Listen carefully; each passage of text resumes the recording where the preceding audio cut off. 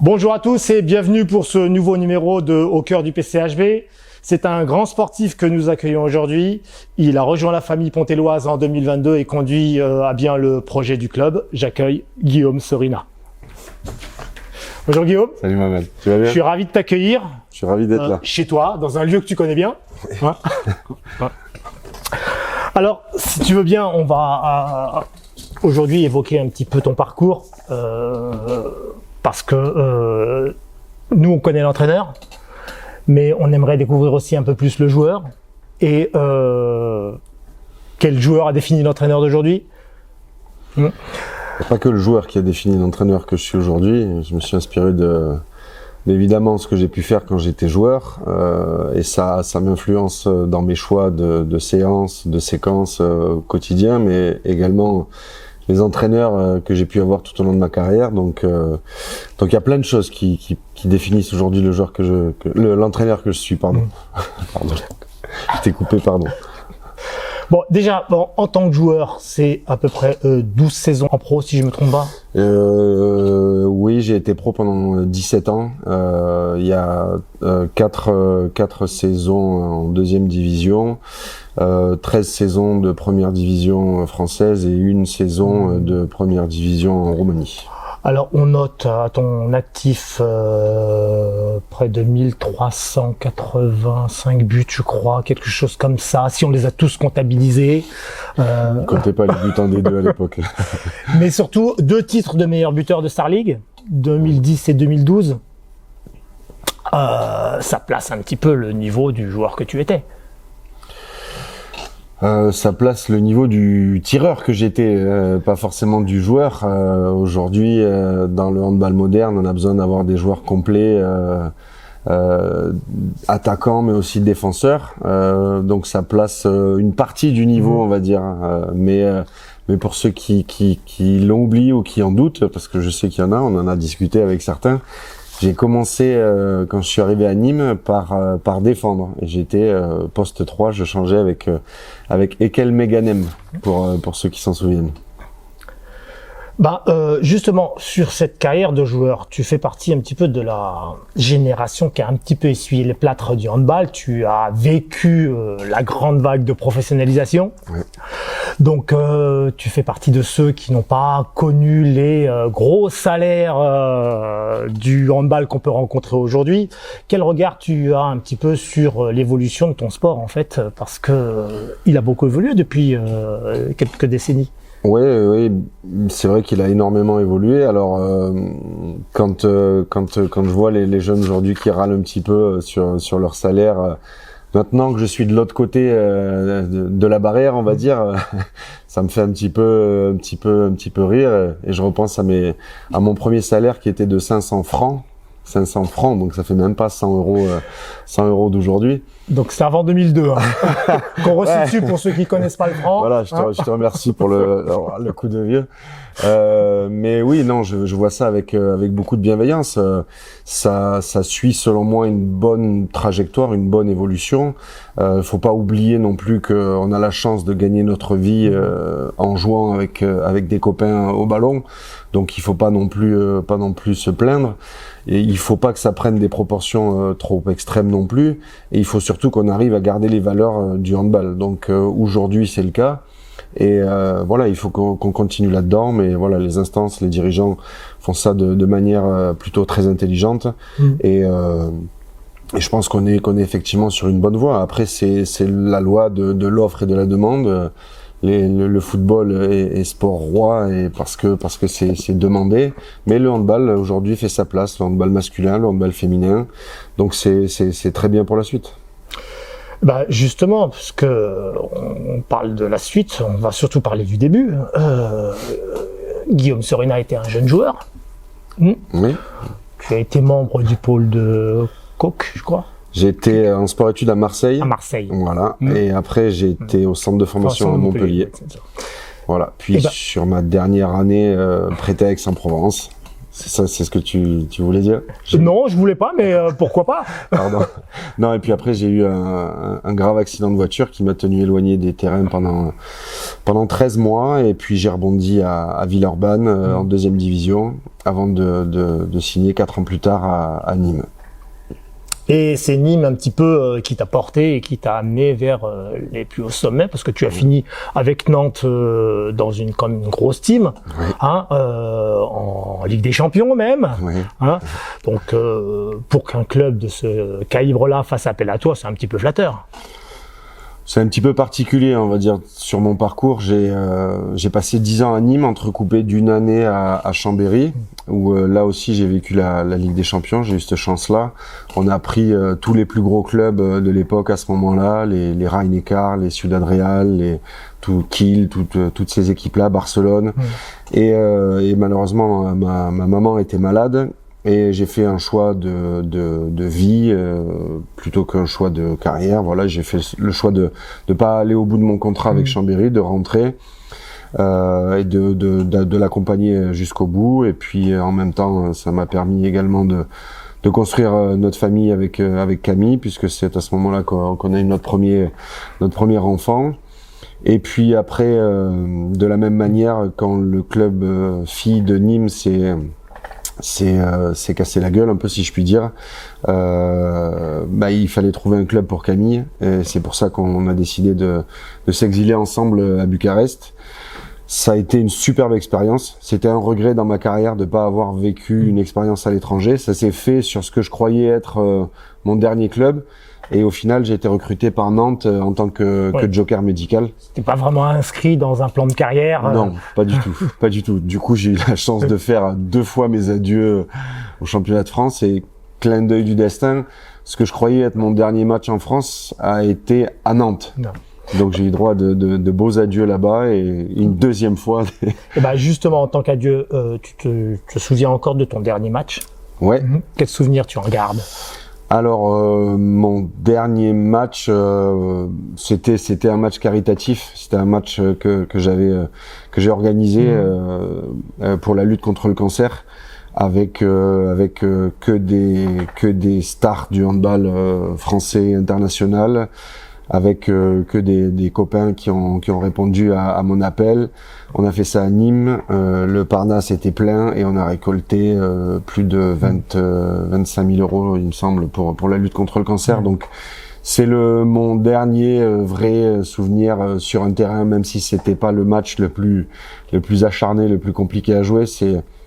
J'aime à dire que ça a été un peu mon dernier match, parce que c'était pour moi quelque chose qui me tenait à cœur. J'ai perdu mes 2 parents avec cette maladie, et donc je souhaitais faire quelque chose de bien quand j'avais encore les capacités physiques de faire quelque chose de correct sur un terrain. Donc ça a été un beau moment. D'accord. Bon, on va revenir un petit peu plus loin dans la vie du joueur que tu étais, et on va s'intéresser à Guillaume s'il n'avait pas été handballeur. Parce que dans une carrière, il y a jamais de garantie. Non. On met tout en œuvre pour essayer de percer, mais la réussite, on n'est pas sûr qu'elle soit au bout. Tout à fait. Qu'est-ce que tu avais imaginé pouvoir faire si tu n'avais pas été handballeur? Alors à la base, j'ai suivi un cursus scolaire, universitaire. J'aurais aimé être prof de sport, puisque ça a toujours été, le sport a toujours été une passion dans la famille. On regardait beaucoup de sport. Ma mère a été présidente du comité de Vaucluse de hand, puis a été élue à la fédération française, et elle a créé la Ligue féminine de handball. Mon père a été un de mes premiers entraîneurs. Donc ça parlait tout le temps sport, tout le temps handball à la maison. D'où cette envie de faire du hand, évidemment. Mais après, c'est vrai que ma mère m'a poussé à suivre un cursus scolaire universitaire. Donc j'ai une licence STAPS Éduc-Émot. Je me dirigeais vers le professorat de sport. Ne pouvant pas aller plus loin en termes d'horaire et de disponibilité, puisqu'à ce moment-là j'étais en 2e division à Villeurbanne. J'ai en parallèle malgré tout fait une licence APA en tout cas une première année de licence APA, activité physique adaptée pour un public handicapé. Donc c'est quelque chose qui m'a beaucoup touché, beaucoup apporté. Et puis après, c'est vrai que avec la professionnalisation du handball, ça devenait compliqué de pouvoir suivre en même temps un cursus scolaire, universitaire. Ou alors il fallait le faire à distance, mais j'ai fait le choix de me lancer à fond là-dedans. Et puis voilà, bien m'en a pris avec le recul, mais voilà, je reste persuadé aujourd'hui, et pour les jeunes joueurs, puisqu'on en a quelques-uns aujourd'hui à Ponto, qu'il faut absolument les accompagner vers ce qu'on appelle un double projet dans les centres de formation, parce qu'il n'y a aucune garantie, et on est un sport qui se professionnalise, on l'a dit, mais qui se densifie aussi physiquement, et donc la blessure nous attend tous les quarts d'heure, tous les coins d'entraînement ou de gymnase. Donc c'est vraiment quelque chose auquel il faut faire attention, donc dans la préparation physique évidemment, mais aussi dans ce qu'on fait et ce qu'on doit faire à côté. Bah, très bien, on va rester un petit peu sur les diplômes. Tu as passé l'ensemble des diplômes de l'initiateur jusqu'au titre 6 qu'on exige pour pouvoir entraîner en professionnel. C'est assez rare dans le parcours des entraîneurs en général. Quand on a une carrière pro, on utilise, et de droit, certaines équivalences. Toi, tu ne l'as pas fait. Non, parce que tout simplement, je pense que c'est pas le même métier. Un bon joueur ne fait pas forcément un bon entraîneur, pardon, et quelqu'un qui n'a pas forcément été bon sur le terrain ne fait pas pour autant un mauvais entraîneur. C'est deux métiers différents. Je pense qu'il y a des parallèles à faire. On peut s'inspirer de choses et d'autres, mais c'est un métier différent, et mes parents, j'écoutais beaucoup mes parents au final, j'avais pas cette sensation-là.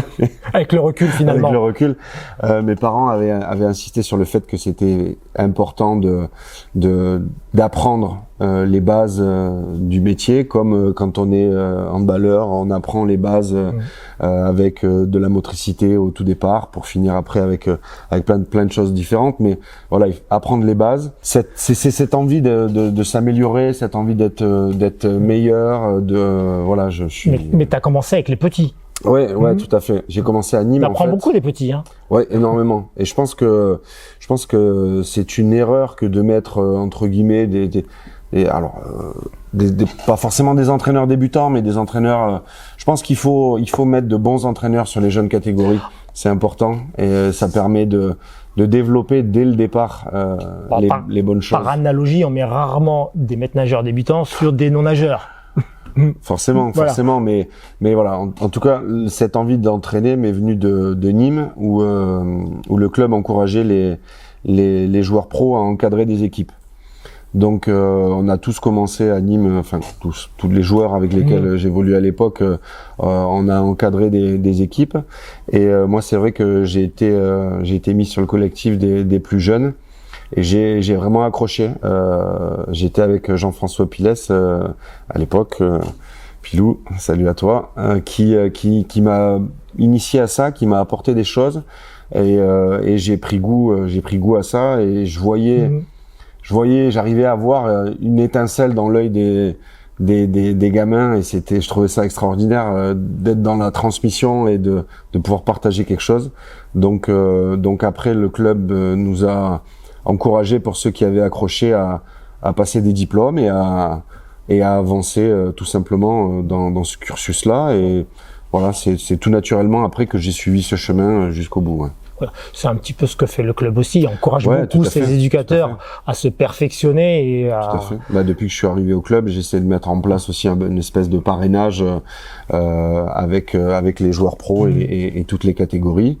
Alors forcément, il y en a pour qui ça match un peu plus que d'autres, mais je pense que c'est important aussi pour les enfants d'avoir cette proximité. On est un sport, on en parlait, avec des valeurs, et cette valeur-là humaine de proximité est pour moi hyper importante. Donc c'est pour ça que j'encourage aussi nos joueurs à le faire. Bon, on va continuer un petit peu avec le joueur que tu étais. Aujourd'hui, tu es passé entraîneur. Mais à quel moment tu as eu cette bascule hein, parce que tu n'as pas commencé ta carrière de joueur en disant tiens à la fin je serai entraîneur. Non. Quand on est joueur, on s'imagine que ça va durer toute la vie. Et puis, force est de constater qu'à un moment, les sacrifices que ça demande, les douleurs que l'on a au quotidien ne sont plus surpassées par le plaisir qu'on prend sur le terrain tous les jours. Le match, ça reste quelque chose de différent, mais les entraînements, au bout d'un certain temps, avec l'âge, ça commence à être difficile. Oui, parce que nous, les observateurs, effectivement, on observe les matchs. Mais on n'a pas de regard sur toute la semaine de préparation qu'il y a derrière, les heures d'entraînement, la vidéo, la préparation individuelle, tout ça pour nous c'est extrêmement opaque et on apprécie juste un spectacle. Exactement. C'est un petit peu le but, c'est la finalité, c'est le match, c'est le sport spectacle. Aujourd'hui, en plus de devoir avoir des résultats, on a entre guillemets une obligation de contenu. C'est pas tous les jours évident, surtout quand on est entraîneur où parfois on se contente très bien de matchs de merde gagnés d'un but plutôt que de superbes matchs où on va faire un match nul où on va perdre. Mais voilà, c'est vrai que cette finalité, en tout cas le chemin qui permet d'arriver à cette finalité est pas toujours perçu par les gens de l'extérieur, mais c'est ce qui fait que au bout d'un moment on arrête ou on a envie de continuer ou voilà, c'est ce qui crée un petit peu les chemins. En tant qu'entraîneur, tu n'es plus un joueur, tu es un entraîneur maintenant, mais est-ce que tu te définirais plus comme un dogmatique, un pragmatique ou quelque chose qui serait un petit peu entre les deux? Alors l'entraîneur que ou un énigmatique. Non, l'entraîneur que j'étais au tout début quand j'ai commencé, j'étais entraîneur adjoint et j'ai eu la chance de partager le travail avec quelqu'un d'extraordinaire, Alan Hein, qui entraîne aujourd'hui l'équipe de FTC filles, Ligue des Champions, etc. Qui est devenu mon mentor et qui vraiment avait beaucoup d'empathie, était pas directif comme les entraîneurs que j'ai pu avoir, qui étaient assez peu dans l'empathie, on va dire, et assez carré. Il fallait que ça soit comme ça, pas content, c'est pareil. Alan était vraiment différent de tout ça et je pense qu'il m'a permis de pouvoir réaliser de bonnes choses par la suite quand je suis devenu entraîneur adjoint avec les filles, simplement parce que ce mec-là n'est que bonté en fait. Il ne voit pas le mauvais côté, il voyait pas c'est Maître Yoda en fait. Et on peut dire que j'ai été un peu son padawan et il m'a beaucoup apporté en ce sens. Donc je vais dire qu'au début j'étais plutôt assez fermé sur les trucs et qu'aujourd'hui je suis plutôt dans un style participatif, on va dire. On peut le voir sur les séances vidéo où on co-construit avec les joueurs le projet de jeu et on essaie d'être une sorte de dogmatisme assoupli avec un pragmatisme naissant. Ouais, voilà. Si tu veux, mais ouais. Je pense sincèrement qu'on fait bien les choses auxquelles on croit. Donc, mon objectif aujourd'hui, c'est de faire en sorte que l'équipe adhère au projet et pas d'imposer le projet à l'équipe. Parce que, voilà, quand on y croit, on le fait. On va parler d'adhésion, justement. Tu as entraîné des féminines, avec succès d'ailleurs. Champion d'Europe avec Nantes. Ouais. C'est pas rien. C'est pas mal. Maintenant, tu es en responsabilité d'un collectif masculin. Qu'est-ce qui diffère dans le métier d'entraîneur dans ces deux catégories? Est-ce que l'approche ou la posture est-elle fondamentalement différente entre des féminines et des masculines? Non. Déjà, je voudrais dire que j'ai eu la chance d'entraîner à Nantes. Un club qui jouait le haut de tableau, on jouait la Coupe d'Europe, on s'est d'abord qualifié pour la Coupe d'Europe, on a joué la Coupe d'Europe, mais j'avais la chance d'avoir dans l'effectif beaucoup de filles internationales. À ce niveau-là, les sportifs et sportives savent pourquoi ils sont là, ils savent où ils veulent aller, ils sont très carrés, si tu veux, dans leur tête. C'est pas, on n'a pas quelqu'un qui a vu de la lumière et qui est rentré, quoi. Hein. C'est des gens qui savent pourquoi ils sont là. Donc cette chance-là que j'ai eue m'a permis c'est le même sport en fait. Enfin, il y a rien de différent dans le sport en lui-même. Dans la méthode d'apprentissage peut-être, puisque je pense que les filles, si tu veux parler de différence, je pense que la différence fondamentale elle est là. Les filles ont besoin de comprendre pour faire. En tout cas, c'est mon analyse. Hein, c'est pas la vérité. C'est ce que j'ai ressenti moi. Les filles ont besoin de comprendre pour faire. Quand les garçons ont besoin de faire pour comprendre. D'accord. C'est-à-dire tu feras pas faire. En tout cas, j'ai pas réussi à faire aux filles quelque chose sans qu'elles aient compris le pourquoi. Oui. Tu fais pas faire un croisé sans qu'on ait compris l'intérêt, la finalité du truc. Sinon, c'est oui, mais tu penses pas qu'on pourrait faire ça comme ça, ou tu penses pas que là, si, ou ça, pourquoi on fait pas ça comme ça? Les garçons, on va faire ça pour ça. Ok, ils font, et d'un coup, ouais, c'est bon, on a capté. C'est ce que j'ai ressenti, moi, et c'est ce que aujourd'hui, on peut faire, en tout cas, enfin, c'est la différence, à mon sens, qu'il peut y avoir entre les deux. Bon, l'avenir te dira si vraiment cette différence, elle sera encore marquée ou pas. Mais pour l'instant, dans ta fonction d'entraîneur, tu te rappelles forcément du joueur que tu étais. Et en tant que joueur, tu savais comment aider ton équipe. Hein, tu avais un bras qui parlait beaucoup.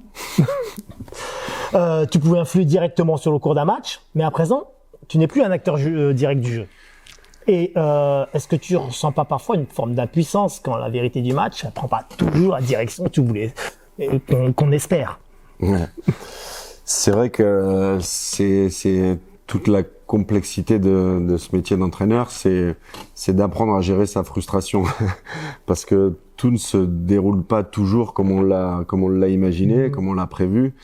Donc c'est pour ça que j'essaie de me faire des scénarios avant le match. C'est pour ça que j'ai mon petit papier souvent. Alors on m'a souvent charrié pour ce petit papier que je sors et que je regarde dans les matchs. C'est un pense-bête un petit peu pour moi. Mais voilà, aujourd'hui, dans la manière que j'ai de travailler avec les gars, dans la façon qu'on a de co-construire un petit peu le projet de jeu, si tu veux, j'ai envie de dire que quelque part les responsabilités sont partagées. J'aime pas ce vieux dicton qui dit que on gagne grâce aux joueurs, on perd à cause du coach, etc. Non pas que je veuille me dédouaner de toute responsabilité, mais j'ai ce côté joueur en moi encore qui fait que sur le banc je suis pas une statue de cire, hein, je suis plutôt actif. Rassure-toi, on l'a remarqué. Ouais, je sais. Mais voilà, je vis le truc à fond et j'ai cette sensation que sur un temps mort posé au bon moment, sur une bonne vision de ce qui se passe à l'instant T, on peut arriver à faire changer le cours des choses, on peut arriver alors parfois on n'y arrive pas, hein, on fait des erreurs comme tout le monde, comme les joueurs font des erreurs, comme tous les coachs font des erreurs. S'il n'y avait pas d'erreur, il y aurait que des champions d'Europe. Ouais, ou il y aurait que des machines. Voilà, la beauté du truc, c'est que personne n'est infaillible et que voilà, la vérité d'un jour est pas forcément celle du lendemain. Donc voilà, j'ai cette sensation qu'on peut arriver malgré tout, même sur le banc, même sans pouvoir tenir le ballon, à pouvoir faire changer les choses par moment. Ça dépend aussi de la connivence et de la relation qu'on peut avoir avec notre groupe, avec certains joueurs. Ça peut être aussi parfois un peu d'acting, un peu de déstabilisation. C'est un tout. Donc voilà, j'essaie, même si c'est parfois un peu stressant, j'essaie de prendre du plaisir et de m'amuser et d'essayer de faire en sorte que ce métier ne soit pas que frustration. Voilà. Bon, jeunes entraîneurs, si vous nous écoutez, la frustration, c'est normal, même au niveau professionnel, on la ressent. Tout à fait. On va continuer un petit peu sur ce métier d'entraîneur. Tu évoquais tout à l'heure la difficulté d'enchaîner les entraînements, les préparations, les mises au vert, on n'en a pas parlé, mais ça existe. les années passant, ça devient de plus en plus difficile à accepter, à assumer, parfois même à comprendre. Donc, s'il est entendu qu'être joueur, c'est dur, hein, mais être entraîneur, est-ce que c'est pas encore plus dur? On va dire que c'est une difficulté, une complexité différente. J'ai la sensation que quand j'étais joueur, j'étais surtout consommateur. C'est-à-dire que je venais à l'entraînement, je faisais l'entraînement et puis je repartais à la maison sans forcément tout le temps penser au hand, penser à l'adversaire, au futur adversaire, à l'adversaire passé, etc., aux stratégies, aux projets de jeu. Aujourd'hui, en tant qu'entraîneur, j'ai la sensation que pour certains, c'est encore un petit peu ça. La professionnalisation, les nouveaux outils, notamment l'outil vidéo, fait que aujourd'hui on a la capacité de partager beaucoup de choses avec les joueurs. Donc je sens que certains sont vraiment très impliqués, mais pour ce qui est de l'entraîneur, j'en rigolais sur des repas avec des amis, en famille, etc. Ça s'arrête jamais en fait. Je pense au hand non-stop. Je regarde du hand à la télé, je pense au hand. Si j'ai le malheur de me lever la nuit, j'ai du mal à m'endormir parce que je pense à un tel, à machin, comment faire en sorte qu'il joue mieux, qu'il joue plus, qu'on arrive à gagner le prochain match, etc. Enfin, et puis à la maison, en plus, j'ai une ancienne internationale de handball, donc on y reviendra tout à l'heure. Mais d'ailleurs, pour comprendre le consommateur qu'était Guillaume, Sorina à l'entraînement, c'est ça. Alors mon petit Quentin, comment tu vois ce match de demain? Comment tu l'abordes? Ça va être un match très difficile, il y aura beaucoup d'enjeux à la suite de ce match et on va tout donner pour pouvoir gagner, ramasser le point. Et qu'est-ce que tu penses qui pourra faire la différence demain? Notre défense, parce qu'on n'a pas brillé la semaine dernière et je pense que c'est sur ça qu'on pourra faire peut-être la différence. Et un bon jeu d'attaque assez fluide et pouvoir les faire bouger. Ce que j'allais dire, est-ce que tu penses pas qu'il faut se méfier de cette défense 3-2-1? On sait que Wissam a quelques difficultés à attaquer les défenses étagées. Là, comment tu penses qu'il va falloir jouer? Il faut qu'on joue sereinement, qu'on ait un jeu d'attaque fluide comme on a pu faire au début de saison et pouvoir se reposer sur un jeu d'attaque rapide. Il faudra qu'on nous défende bien en tout cas.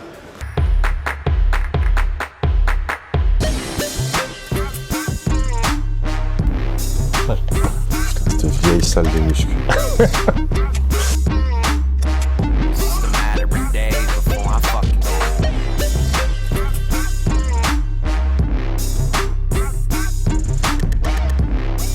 C'est la camaraderie, c'est cet esprit de solidarité, c'est tout ça, c'est ce qui nous manque en premier en fait pendant les vacances, pendant les blessures. C'est ce qui nous manque le plus et c'est pour ça que quand on est blessé, on va très régulièrement aux entraînements. C'est pour revoir les copains, pour récupérer un petit peu cette... Bon, ça fait longtemps que tu les avais pas vus. Ouais, mais je m'en souviens. On peut pas tricher en fait. Ça tombe bien, c'est toi. Je me souviens quand c'était hier. C'est assez bizarre cette sensation-là. Tu as combien de temps ça, c'est quoi? D'être un peu 8 ans, dire, ses potes, mais 10 ans. Voilà, c'est ça quoi. Alors déjà, je voudrais revenir sur un truc. La coupe de cheveux, c'est parce qu'il y avait un pari en cours, d'accord. Et pour le reste, mis à part un blanchiment qui ne s'arrête définitivement pas, je suis pas trop morflé quand même. Non, t'as pas vraiment changé. Après, je vais pas te vendre du rêve pour le blanchiment, ça va pas s'arranger. Non, mais je les garde. Tout message personnel.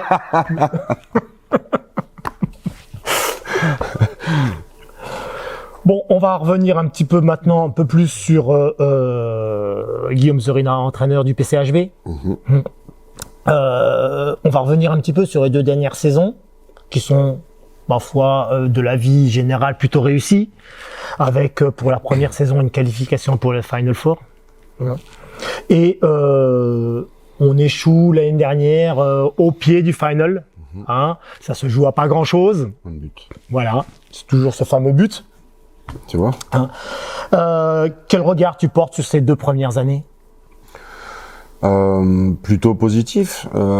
J'ai la sensation qu'on a bien évolué, qu'on a progressé. Alors je suis pas personnellement fan de cette formule de play-off, de Final Four, encore moins cette saison, mais ça fait partie des règles du jeu. Aujourd'hui, je pense que la régularité sur une saison est importante, et c'est en ce sens que je vois une progression, puisqu'on a fini 4e sur ma première saison, 3e sur la deuxième. Voilà, c'est aussi une manière de me réconforter un petit peu d'être passé à un but du Final Four aussi, mais voilà. C'est vrai que ça a un certain charme d'arriver, de tout jouer sur un week-end, mais voilà, on peut se retrouver par exemple comme on l'a été avec des blessures sur la fin de saison dernière, et avec on n'avait pas de demi-centre quand on joue le match retour face à Frontignan ici. Il me semble que Lima est HS. Voilà, Lima, Kevin et HS. On n'a pas de demi-centre de métier. On a des petits bobos sur les postes de pivot. Et face à cette équipe de Fronty, qui est une équipe hyper joueuse, voilà, on a malheureusement échoué à un but près. Donc voilà, c'est assez positif. J'ai la sensation, en tout cas, d'avoir fait le taf. Aujourd'hui, on a des joueurs qui ont énormément progressé et qui sont appelés à aller vers le plus haut niveau. Donc voilà, aujourd'hui, pour un jeune entraîneur, je pense que il faut gagner des titres, ou alors faire en sorte de faire évoluer des joueurs. Voilà, tout le monde ne peut pas gagner des titres. Tout le monde ne peut pas gagner des titres, mais voilà, aujourd'hui, ma petite fierté, c'est d'avoir permis à des jeunes joueurs d'évoluer, de progresser, et aujourd'hui d'être en capacité d'aller jouer à l'échelon supérieur. Donc voilà, je suis content pour le club. J'aimerais à l'avenir qu'on arrive à nous aussi continuer à évoluer et à garder ces talents-là, ces jeunes joueurs qui ont éclos, qui ont progressé. Mais aujourd'hui, voilà, je pense que ça doit être une fierté aussi pour le club de Ponto Combo, de voir les joueurs qui sont passés par ici et qui aujourd'hui maintenant évoluent en première division. Et la liste est longue. C'est-à-dire que le club bosse bien, m'a pas attendu pour bien bossait bien avant, et j'espère être dans la continuité de ce bon travail qui est fait depuis de nombreuses années à Ponto. Donc voilà, j'essaie de m'inscrire en tout cas dans cette lignée-là d'entraîneurs qui ont bien fait les choses ici. Bon, avant de réaliser une bonne saison, il faut la construire. Quand tu arrives en 2022, et on le sait dans le hand, les effectifs se construisent très tôt dans la saison. On est en train là d'ailleurs. D'ailleurs, on est en pleine période de mutation. N'était-ce pas une difficulté de prendre en charge un collectif que tu n'avais pas forcément construit ? Alors déjà, c'est pas la période la plus agréable. Donc cette période-là m'a été épargnée par mon prédécesseur, et comme je le disais, les entraîneurs passés par Ponto ont toujours fait du bon travail. Donc Sheriff avait construit une équipe très compétitive. J'ai après ma signature insisté pour rajouter 2-3 joueurs, et on a fait ça avec les dirigeants. Donc on est allé chercher Julien Luciani, Thomas Toupens. Voilà, je pense qu'on s'est pas trop trompé sur ces joueurs-là. Donc voilà, ça a été le recrutement avant ces deux joueurs avait été très bien fait, et voilà, j'ai rajouté peut-être un petit peu ma petite touche, si on peut dire ça comme ça. Mais voilà, le travail des anciens entraîneurs avait été très bien fait, et je me suis inscrit dans la continuité. Tout comme j'ai pas révolutionné le projet de jeu que Sheriff avait mis en place, je me suis inscrit dans la continuité, et on a bossé sur les bases de ce qui avait été fait avant, et voilà, c'était plutôt positif. On va revenir sur le format de cette compétition là qui a changé cette année, avec une ouverture aux phases finales des classés de 2 à 9. C'est une nouvelle formule qui a du mal à convaincre d'après les différents retours des différents techniciens. Qu'est-ce que toi tu en penses sur cet élargissement des ayants droit, on va dire? Alors on va dire que, comme je te l'ai dit, j'étais pas forcément pour. sauf que aujourd'hui, avec notre début de championnat, une équipe jeune, un enchaînement de matchs nuls, peut-être qu'en fin de saison, je serai un peu plus content, et peut-être que mon regard aura changé sur cette formule, mais voilà, je pense malgré tout que on est dans un sport compétitif, et un sport où il faut être en capacité de gérer les temps, les efforts et aussi les organismes. Donc ça fait partie intégrante du métier d'entraîneur, et c'est pour ça que je pense on devrait être plus jugé sur la régularité d'un championnat. Mais voilà, c'est l'avenir nous dira si c'est bien ou pas pour nous.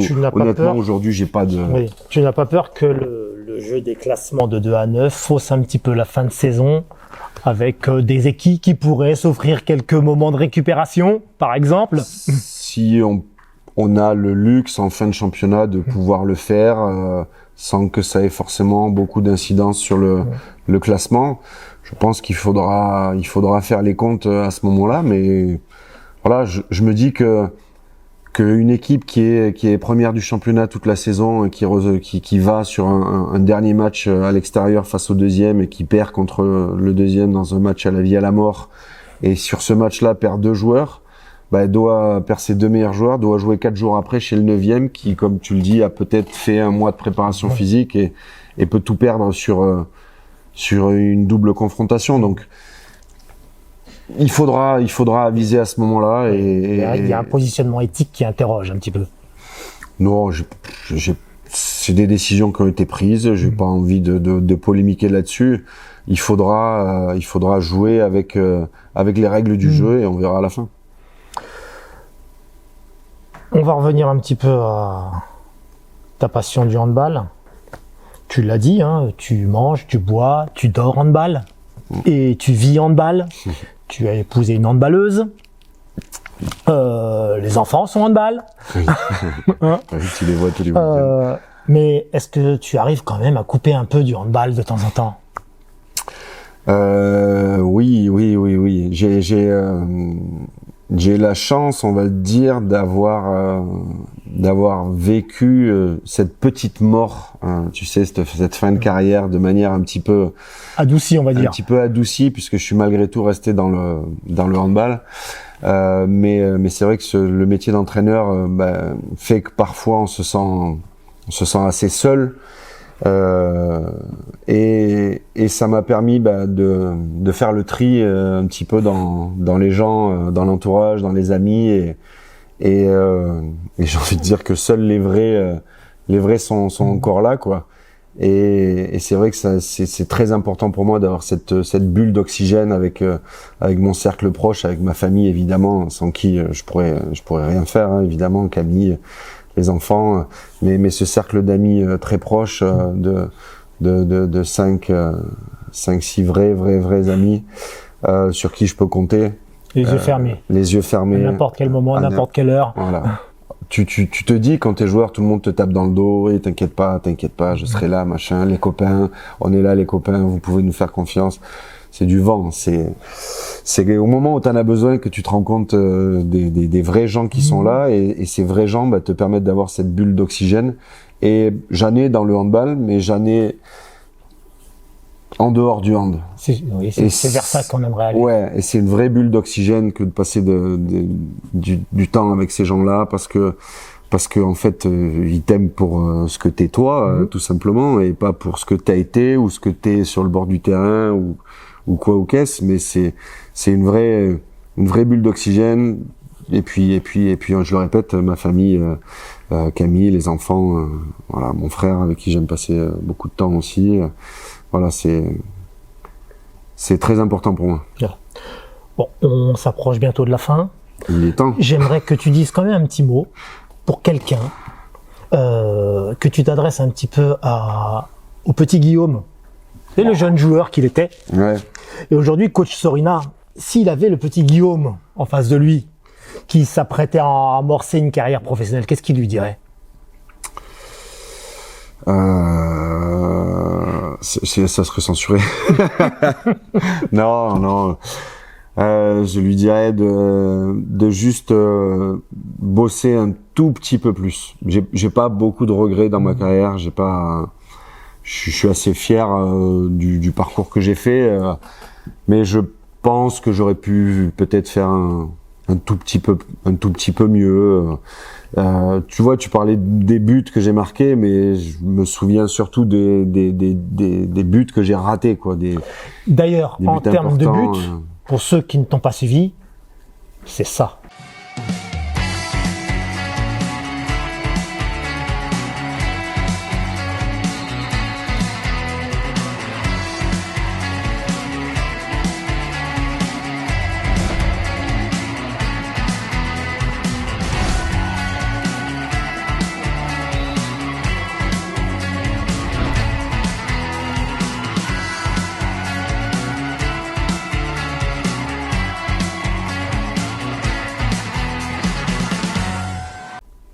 Pas trop mal. Non, bah, disons que, ouais, voilà, il travaillait un petit peu plus. J'avais pas le plus beau gabarit de la ligue et j'ai dû trouver des manières un petit peu différentes de marquer des buts parce que dans mon caractère, je suis très mauvais perdant. Et donc ben ça m'a obligé en quelque sorte à travailler, à développer des qualités un petit peu, à essayer d'être aussi un petit peu malin. J'ai adoré par exemple jouer avec les Gallego et Robichon où tu vois, quand il y avait des jeux d'échauffement par exemple et que le coach oubliait une consigne ou volontairement ou involontairement, ben disons que on se regardait et tu vois, on avait essayé de trouver la faille. C'était mon sport favori, quoi, aux entraînements au quotidien tous les jours. Et ça m'a valu quelques prises de bec avec l'entraîneur, mais voilà, juste rester dans ça, essayer d'être malin, travailler un tout petit peu plus et puis essayer d'un peu plus profiter. Ouais. Bon, si on pouvait sur le terrain. Si on pouvait caractériser un petit peu Guillaume Sorina, on pourrait dire exigence, travail, camaraderie, ouais. Et puis la passion du hand toujours. Oui. Ouais. C'est pas une mauvaise définition. C'est vrai que je suis passionné. L'exigence à l'époque quand j'étais joueur. Vis-à-vis de toi-même. Hein. Oui, tout à fait. Vis-à-vis de moi-même parce qu'encore une fois j'ai ce mauvais caractère. Aujourd'hui l'exigence, je me la mets à moi aussi dans le travail du quotidien. J'essaie de faire en sorte qu'il n'y ait pas de faille. Alors il y en a toujours, hein, mais voilà, la camaraderie, ouais, parce que je pense que c'est une valeur qui est fondamentale pour moi, de prendre du plaisir, de rigoler, et je pense qu'on peut bien travailler tout en prenant du plaisir, à condition de mettre l'exigence et de mettre les ingrédients qu'il faut. Et c'est pour ça que tu entends souvent les joueurs dire à la fin des matchs qu'ils ont mis des ingrédients et tout ça. C'est peut-être que le discours il rentre un petit peu, tu vois. Il y a les éléments de langage qui sont diffusés massivement. Voilà. Donc oui, c'est la passion évidemment, mais vraiment ce qui m'anime, moi, j'aime beaucoup rire, la branchade, voilà, toutes ces choses-là, c'est quelque chose qui est important pour moi. C'est une manière aussi tout en déconnant, de se challenger un petit peu malgré tout aussi. Donc voilà, j'aime beaucoup. Bon, pour terminer, avant de se quitter, qu'est-ce qu'on peut te souhaiter à toi et à ton équipe? Eh ben, de faire mieux que l'année dernière. De faire mieux, voilà. Que des matchs de merde gagnés d'un but. Voilà. Ainsi se termine cette émission de Au cœur de Ponto. Encore merci Guillaume d'être passé nous voir. Merci à toi. Et j'en profite aussi pour inviter Eric qui va venir nous rejoindre parce que tu sais bien que à travers moi il y a aussi Eric. Allez, Merci au beaucoup. revoir à tous. Au revoir.